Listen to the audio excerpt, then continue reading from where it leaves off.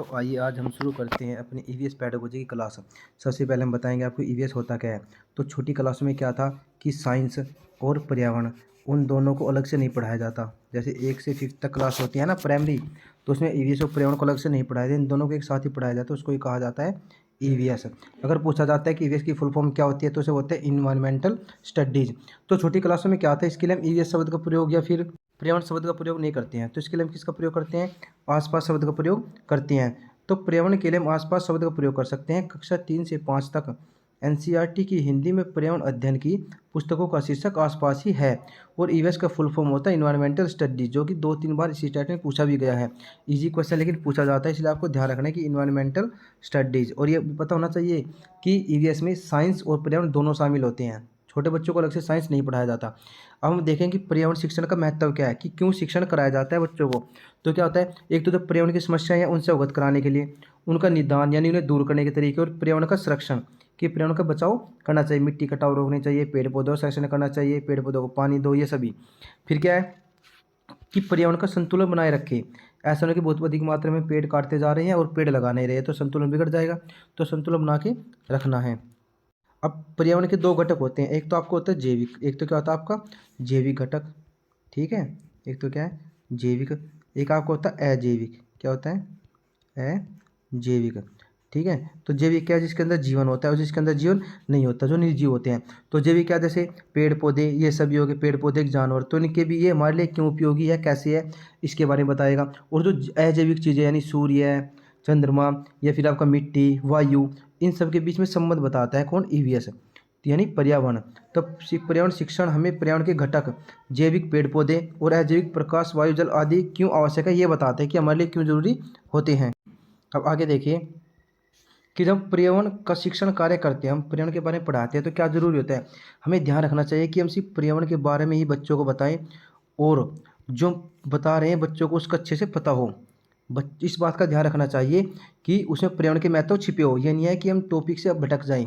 हम पर्यावरण के बारे में पढ़ा रहे हैं तो पर्यावरण के बारे में ही बताएंगे, ठीक है। इसके क्या शिक्षण उद्देश्य है कि पर्यावरण शिक्षण प्रदान करते समय ध्यान रखना चाहिए कि उसमें पर्यावरण के महत्व निहित हो, अन्यथा शिक्षा व्यर्थ हो जाती है, ठीक है। तो जीन पियाजे क्या कहते हैं, जीन पियाजे के अनुसार क्या कहा था, जीन पियाजे ने कहा था बच्चों को कि बच्चे एक्टिव होते हैं। क्या होते हैं, एक्टिव होते हैं, और वे खुद ही ज्ञान का निर्माण करते हैं।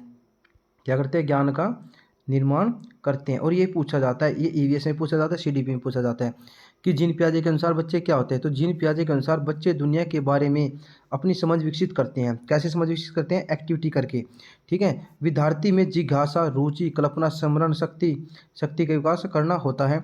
पर्यावरण के प्रति समर्पण दृष्टिकोण को विकसित करना होता है। ये क्या है, ये पर्यावरण की शिक्षण के उद्देश्य हैं।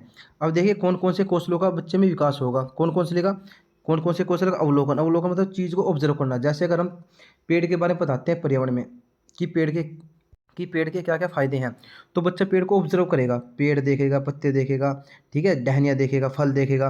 फिर क्या है, उसे अवलोकन करेगा, फिर उसको पहचानेगा कि ये किस चीज़ का पेड़ है, उसकी जानकारी इकट्ठी करने करेगा कि ये जामुन का पेड़ नीम के पेड़ से क्यों अलग है, ठीक है। उसको रिकॉर्डिंग करेगा, उसे दर्ज करेगा अपने पास। तो समझ गए ना कि किन कौशलों का विकास करता है, अवलोकन करेगा, ऑब्जर्व करता है, चीज़ को पहचानता है, जानकारी इकट्ठी करता है, और उनका रिकॉर्ड दर्ज करता है। और क्या करता है फिर, वस्तुओं में विभेदीकरण, अभी बताया ना मैंने, एक पेड़ तो किसका था, नीम का, एक किसका था, मान लो जामुन का, ठीक है। तो दोनों में विभेद बता पाएगा वो, क्यों, क्योंकि उसने पर्यावरण पढ़ लिया है। पहले नहीं बता पाता था, पहले बोलता था वो कि ये सब सिर्फ पेड़ है और कुछ नहीं है। अब वो विभेद भी कर पाता है, तो वस्तुओं की तुलना वर्गीकरण करना सीख जाता है, ठीक। अलग अलग पेड़ को या फिर अलग अलग मिट्टी को वर्गीकृत करना या और चीज़ों को वर्गीकृत करना जान जाता है। देखिए आगे और क्या पता लगाता है वो, और पता चलता है हमें कि वो क्या करता है कि वस्तुओं के बीच सहसंबंध स्थापित करना, कल्पना बनाना, पूर्वानुमान लगाना, समस्याओं की पहचान और उसका हल करना, तथ्यों की जांच करना, निष्कर्ष निकालना, और क्या अलग अलग चीज़ों के चलचित्र बनाना, चित्र, चार्ट, मानचित्र, रेखा चित्र, आरेख लेखा चित्र आदि को पढ़ना, बनाना, ये सब जान जाता है, ठीक है। अब सीखने की प्रक्रिया को प्रभावित करने वाले कुछ कारक होते हैं कि जो बच्चा सीख रहा है उसे कौन कौन से कारक प्रभावित करते हैं। एक तो होता है व्यक्तिगत कारक, एक होता है वातावरणीय कारक। व्यक्तिगत कारक क्या है, उसकी खुद की बुद्धि, उसकी रुचि, उसकी इच्छा, उसकी मतलब बच्चे की, भाई व्यक्तिगत कारक है, एक प्रभावित करेगा। भाई बच्चे का इंटरेस्ट है नहीं है पढ़ने में, बच्चे की बुद्धि समझने योग्य है नहीं है, उसकी इच्छा है या नहीं है, दृढ़ता है या नहीं है, परिपक्वता मैच्योरिटी है नहीं उसके अंदर, अभी प्रेरणा मोटिवेट है या नहीं है, उसे अभ्यास चिंतन थकान तो नहीं है, स्वाध्ययन की विधि उसके अंदर है या नहीं है। तो ये क्या होते हैं, प्रभावित करते हैं कारक। दूसरे वातावरण है, वातावरण का मतलब समझते हमने आसपास, आसपास यानी क्या, परिवार होता है, विद्यालय होता है, सामाजिक वातावरण होता है। फिर क्या, शिक्षक का व्यक्तित्व कि शिक्षक कैसा है, उसकी विधि कैसे, टीचिंग मेथड कैसा है। और क्या है कि पुरस्कार एवं दंड, कि अगर अच्छा कार्य करता है तो उसे पुरस्कार मिलेगा, गलत करता है तो उसे दंड मिलेगा। तो ये सब होते हैं जो व्यक्ति को प्रभावित करते हैं, बच्चों को शिक्षण कार्य को प्रभावित करते हैं। अब देखिए आगे क्या है, आगे है पर्यावरण की शिक्षा नीति। क्या है, पर्यावरण शिक्षण नीति। और ये मोस्ट इंपॉर्टेंट मैंने लिख भी रखा है इस पे भाई। यहाँ आता है पर्यावरण की विषय वस्तु या थीम, इनमें से क्वेश्चन 100% बनता है। मैं यही नोट्स पढ़ के गए तो मेरे 15 में से 13 नंबर आए थे इसमें। तो देखिए क्या होता है कि विषय वस्तु कैसी हो, बाल केंद्रित होनी चाहिए। मैंने पहले बताया, जिस ऑप्शन में बाल केंद्रित हो, बच्चा एक्टिव हो, बच्चे के जीवन से जुड़ा हो, ठीक है, बच्चा खुद कार्य करके सीखता हो, तो वो सही माना जाता है। तो पहले क्या है कि क्या होना चाहिए, इसकी विषय वस्तु थीम क्या है, विषय वस्तु थीम ये है, विषय वस्तु या थीम बोलते हैं इनको, कि कैसी हो, विषय वस्तु बाल केंद्रित यानी बालक पर आधारित होनी चाहिए। ऐसा नहीं है कि हम खुद बोलते जा रहे हो, बच्चे को समझ में नहीं आ रहा, ठीक है, बड़ी बड़ी बातें बड़े बड़े शब्द यूज कर रहे हैं, तो ऐसा नहीं, बाल केंद्रित होनी चाहिए। फिर क्या है, विद्यार्थी के मानसिक स्तर समझते हो, अगर दूसरी क्लास का बच्चा है तो उसी के अकॉर्डिंग बच्चों को ज्ञान दो, ऐसा नहीं कि आप फिजिक्स के बड़े बड़े लॉ समझाने लग जाओगे। फिर क्या है, विषय वस्तु की शिक्षार्थी को प्रश्न पूछने और खोजने का मौका दे, उसे इतना समय दो कि ये पूछे कि सर आपने ये कैसे बताया, ये है तो ये क्यों है, ऐसे। तो एक्टिव हो बच्चा, जिसे प्रश्न पूछे, और रट कर सीखने की प्रवृत्ति को हतोत्साहित करो, यानी उसे काट दो। मतलब क्या, अगर बच्चा रट कर सीखता है ना, वे मत सिखाओ, बच्चों को कंसेप्ट बताओ। और फिर क्या है, यह शिक्षार्थियों की विविधिपूर्ण परिवेश और पृष्ठभूमि की जरूरतों को पूरा करे, और इस प्रकार से शिक्षण कार्य कराओ कि जो उसकी पृष्ठभूमि है, जहाँ से बिलोंग करते हैं, इस तरीके से शिक्षण कार्य करवाए जाए। फिर क्या है कि यह परिभाषा और शब्दावली एवं अमूर्त अवधारणाओं की व्याख्या न करे, कि ऐसी विषय वस्तु न हो कि क्या क्या बड़ी बड़ी परिभाषाएं हैं, बड़ी बड़ी शब्दावली वर्ड्स ले यूज कर रखे, अमूर्त चिंता समझते हो, यानी जो हमारे सामने न हो उसके बारे में पढ़ाना। कि बच्चा भी छोटा है तो बच्चे को वही चीज़ें पढ़ाओ जो उसके सामने है, जो अच्छे से समझ सके, जो उसके लेवल का है। फिर क्या है कि जो पाठ्य पुस्तकों और शिक्षकों को ज्ञान का एकमात्र स्रोत के रूप में प्रस्तुत न करे, कि ऐसी थीम नहीं होनी चाहिए कि मुख्य रूप से ज्ञान का आधार सिर्फ शिक्षक ही है, ज्ञान का आधार सिर्फ पाठ्य पुस्तक ही है, ये मत हो। तो जहाँ भी आपको सी टेट में एकमात्र लिखा मिलता है ना, एकमात्र केवल, वो खुद ही काट दे जाता है, निगेटिव वर्ड होते हैं वे। तो दोबारा देखिए, पर्यावरण की विषय वस्तु या थीम क्या थी, तो बाल केंद्रित हो, उसके मानसिक स्तर के अनुसार हो, बच्चा कुछ प्रश्न पूछता हो यानी कि एक्टिव हो, बच्चे को प्रश्न पूछने की कला हो, साथ ही उसे रट कर सिखाने की प्रवृत्ति न हो, ठीक है। और जो है शिक्षक को या पुस्तक को ज्ञान के रूप में न माना जाए, क्योंकि वो आसपास से भी ज्ञान को ग्रहण कर सकता है, उसके दैनिक जीवन से जोड़कर देखना चाहिए। तो इसके बारे में एनसीएफ 2005 ने कुछ बातें बताई थी, देखिए क्या क्या थी ये। एक क्वेश्चन पूछा जाता है कि पर्यावरण की पुस्तक को किस कक्षा से लागू किया जाता है। तो पर्यावरण की पुस्तक की, पर्यावरण होता है तो ईवीएस आपको कौन सी कक्षा से लागू होता है, तो आपकी 3 क्लास से लागू होता है, 3 से 5 ऐसे ऐसे ईवीएस पढ़ाया जाता है। तो उसके बाद पर्यावरण अलग से सब्जेक्ट बन जाता है। देखिए कैसे क्या क्या होता है कि एनसीएफ 2005 ने प्राथमिक स्तर पर पर्यावरण अध्ययन की एकीकृत पाठ्याचार्य के रूप में पढ़ाए जाने की सिफारिश की है। एकीकृत का मतलब होता है, जैसे मैंने बताया ना आपको, कि भाई उसमें साइंस और जो आपका पर्यावरण है, दोनों चीज़ें मिक्स होती है, तो ये एकीकृत पाठ्यक्रम है। और इसने क्या कहा कि ये पूछा गया था क्वेश्चन कि एनसीएफ 2005 कक्षा 1 और कक्षा 2 के लिए पर्यावरण अध्ययन की पुस्तक की अनुशंसा नहीं करता है, जरूरी नहीं मानता है। इसका मतलब ये है कि जो क्लास फर्स्ट है, क्या है, क्लास फर्स्ट और क्या क्लास 2 है, इसके लिए एनसीएफ बुक को अलाउ नहीं करता। क्या कहता है, बुक को जरूरी नहीं मानता है, वैसे सिखाया जाता है बच्चों को, ठीक है। और फिर दूसरा क्या क्वेश्चन बना था कि एनसीएफ 2005 कक्षा 3 से 5 तक पर्यावरण अध्ययन को 6 थीमों में विभाजित कर, तो 6 की 6 थीम है ना भाई, ये बहुत ही इंपॉर्टेंट है, मोस्ट इंपॉर्टेंट है, 6 की 6 थीम्स।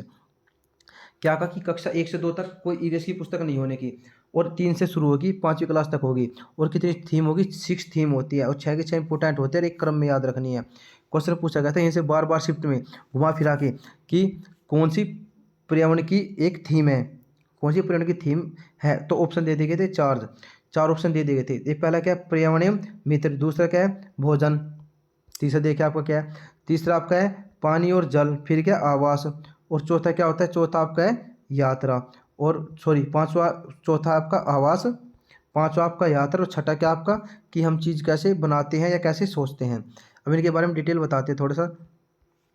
ये तो पहला पर्यावरण और मित्र, पहला क्या है, पर्यावरण और मित्र है। इसमें क्या होता है, इसमें आपका आपसी संबंध, काम और खेल, जानवर और पौधे, यही पूछा जाता है कि पर्यावरण और मित्र थीम में कौन कौन सी चीज़ें आती है? आपसी संबंध आता है, काम और खेल आता है, जानवर और पौधे आते हैं। 100% लिख के ले लो, इसमें से क्वेश्चन जरूर आता है भाई। फिर भोजन में पूछा जाता है कि भोजन भोजन थीम है, तो कौन से नंबर की थीम है? दूसरी थीम है। इसमें क्या आता है? भोजन का स्वाद, उसे उसे बनाने की विधि, फल सब्जी पकाने के तरीके सब शामिल होता है। तीसरा कौन सी थीम होती है? तीसरा आपका जल। जल में क्या है कि पानी के महत्व बताएंगे, उसकी कमी, प्रदूषण से होने वाले रोग, उनसे बचाव के उपाय, रोगों से कैसे बचा जा सकता है, पानी कैसे बचाया जा सकता है, सभी। फिर आवास यानी आश्रय। आश्रय क्या है कि विभिन्न क्षेत्रों में रहने वाले लोग कैसे हैं, उनका रहन सहन कैसा है, उनकी प्राकृतिक आपदाओं से कैसे बच पाते हैं वे, उनकी समस्याएं क्या है, ये सब। और ये क्वेश्चन पूछे भी गए हैं, और ये क्वेश्चन है जो आपके पूछे भी गए हैं। आगे देखिए कि आवास क्या होता है? आवास होता है आश्रय, यानी कहाँ कहाँ रहते हैं, उनके रहने के तरीके क्या है, उनके घर किस प्रकार के होते हैं। और जो आपका सिलेबस है ना सी टेट का, ईवीएस का, वो सिलेबस भी इन 6 थीम पर ही आधारित है। आपने देखा होगी परिवारिक मित्र, आपस संबंध, खेल, जानवर, पेड़ पौधे, इनके बारे में पूछा जाता है सी टेट में जो ईवीएस होती है। भोजन कैसे पकाया जाता है, लोग कैसे घरों में रहते हैं, इस तरीके से क्वेश्चन बनते हैं। फिर अगली 5वीं थीम क्या आपकी? 5वीं थीम आपकी यात्रा, यानी इसके साथ इमारतों की डिजाइन, धातु के प्रयोग के विषय में चर्चा। फिर हम चीज़ कैसे बनाते हैं, तकनीक क्या है, प्रयोग कैसे, आदि पर चर्चा की जाती है। अब देखिए कुछ उसकी उप थीम भी होती हैं, ये भी पूछी जाती है कभी कभी कि संबंध एवं कार्य एवं खेल, पशु और पौधे। तो पूछा जाता है कि कौन सी इनमें से एक थीम है। तो थीम तो आपको पता लग गया ना कौन कौन सी थी। एक तो आपकी थी, मैंने बताया ना अभी, कौन सी? परिवार एवं मित्र। क्या? परिवार एवं मित्र। दूसरा क्या था आपका? भोजन। भोजन। तीसरा क्या था आपका? जल। चौथा क्या था आपका? आवास। ठीक है। फिर पांचवा क्या था? पांचवा था आपका यात्रा। छठा था आपका कि हम चीज़ कैसे बनाते हैं। और उप थीम पूछे कौन सी एक उप थीम है, तो संबंध है, कार्य खेल है, पौधे हैं और पशु हैं। अब देखिए आगे। अब आगे देखिए शिक्षण के सिद्धांत क्या क्या, ईवीएस शिक्षण के क्या क्या सिद्धांत होते हैं। पहला क्रियाशीलता का सिद्धांत, इसका मतलब होता है कि बच्चा करके सीखता, खुद एक्टिव हो। ये कहा जाता है क्रियाशीलता का सिद्धांत। इसमें क्या क्या चलता है कि करके सीखना, जब करके सीखते हैं तो ज्ञान स्थायी हो जाते हैं। बच्चा खुद एक्टिव होकर सीखता है ना, तो ज्ञान स्थायी होता है, बच्चा कभी भूल नहीं पाता। वास्तविक अवलोकन होता है, आलोचनात्मक चिंतन होता है, इससे अधिगम क्रिया सार्थक होता है। यानी बच्चा एक्टिव होकर सीखता है ना, तो बच्चा ज्ञान स्थायी रह जाता है। दूसरा क्या आपका? दूसरा रुचि का सिद्धांत। क्या? रुचि का सिद्धांत, बच्चे का इंटरेस्ट होना चाहिए। अगर बच्चे का ईवीएस के अंदर इंटरेस्ट नहीं तो पढ़ाओगे क्या? ठीक है, तो इसके उद्देश्य से शिक्षार्थियों में अधिगम के प्रति रुचि पैदा करनी होती है। तीसरा क्या आपका? प्रेरणा विप्रेरणा, बच्चे को मोटिवेट करना। ठीक है, जो शिक्षण को लक्ष्य निर्देशित बनाता हो, आंतरिक बल प्रदान करता हो, वो क्या कहलाता है? प्रेरणा कहलाता है। यानी अंदर से विपरीत, अंदर से मोटिवेट होना चाहिए बच्चा कि हाँ मुझे ईवीएस सीखनी है। फिर क्या आपका? नियोजन। नियोजन में क्या होता है? इसके अनुसार शिक्षण की एक योजना बनानी चाहिए। इसके अंतर्गत शिक्षार्थियों की क्षमता योग्यता का ध्यान रखना चाहिए। कि एक नियोजन मतलब होता है कि प्लान बना लो, पहले ही प्लानिंग कर लो कि किस बच्चे की क्या स्किल्स है, कोई बच्चा कैसे सीख सकता है, कि कोई बच्चे जल्दी सीख सकते हैं, कोई देर से सीखते हैं। तो एक नियोजन का सिद्धांत फॉलो करते हैं। इसमें क्या क्या होता है? कार्य विश्लेषण होता है, शिक्षण के उद्देश्यों की पहचान, कि क्यों शिक्षण कार्य कर रहे हैं, अधिगम उद्देश्यों की पहचान, ये सभी कार्य किए जाते हैं।